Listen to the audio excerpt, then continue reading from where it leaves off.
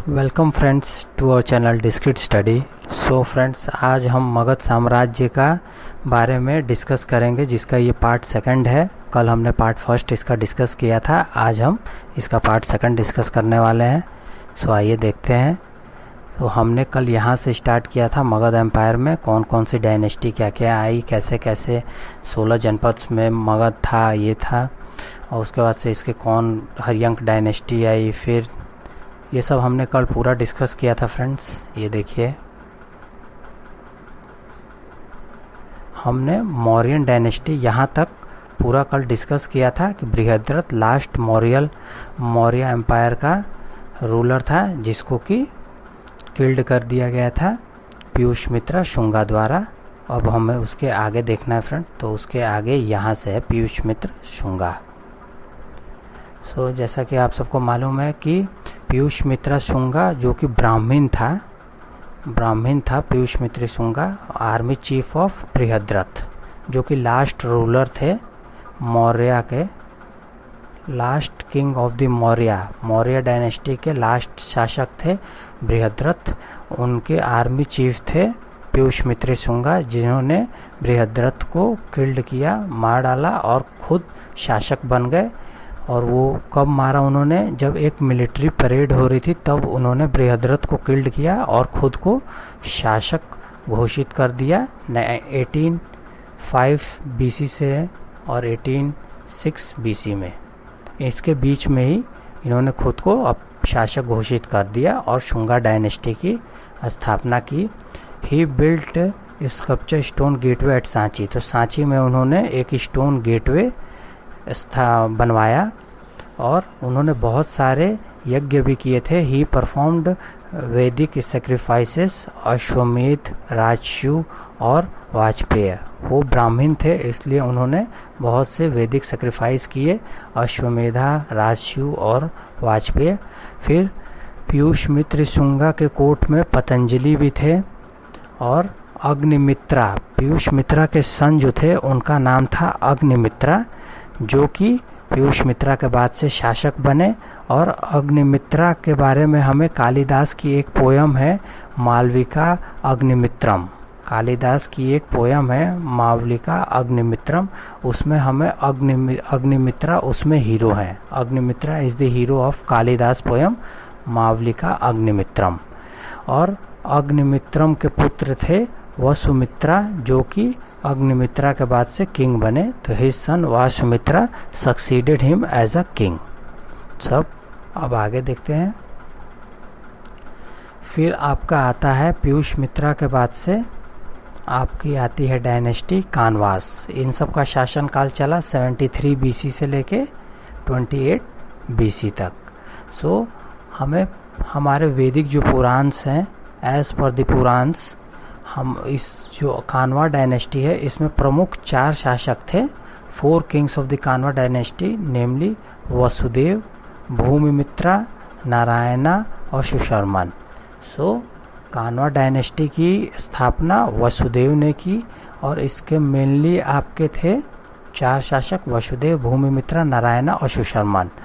और उसके बाद से कानवास भी ब्राह्मण्स थे, कानवास वर ब्राह्मण्स, ये भी ब्राह्मण्स थे सब। और इन जब कानवा डायनेस्टी आई उस वक्त मगध एम्पायर पूरी तरीके से नष्ट हो चुका था। Magadh empire had diminished by this time. और नॉर्थ वेस्ट रीजन में अब ग्रीक का साम्राज्य हो गया था। नॉर्थ वेस्ट रीजन जो भी था उसमें वो पूरा ग्रीक के अंडर में आता था। और जो गंगेटिक प्लेन्स थे सब, वो सब डिफरेंट रूलर्स के अंडर आते थे सब।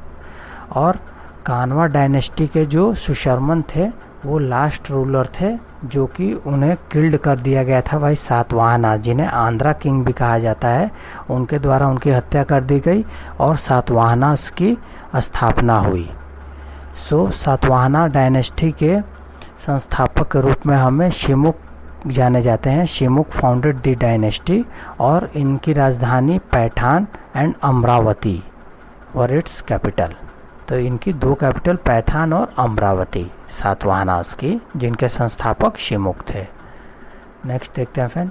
तो सातवाहनाज में मेनली आपको सतकर्णी के बारे में ही पूछा था, क्योंकि ये उनमें एक ग्रेटेस्ट किंग थे पूरी सातवाहनाज एम्पायर डायनेस्टी में।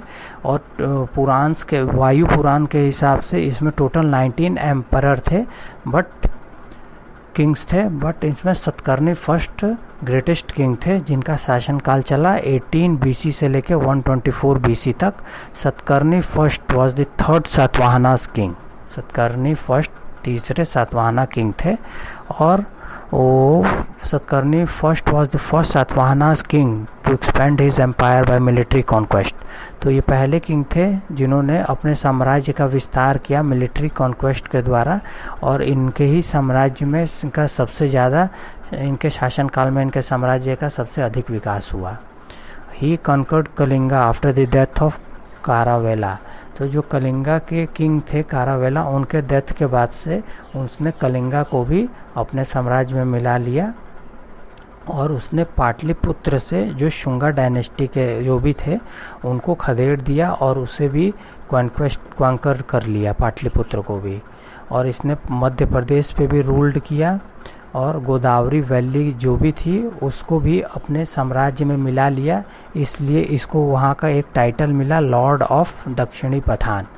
तो सतकर्णी फर्स्ट को लॉर्ड ऑफ दक्षिणी पठान भी कहा जाता है।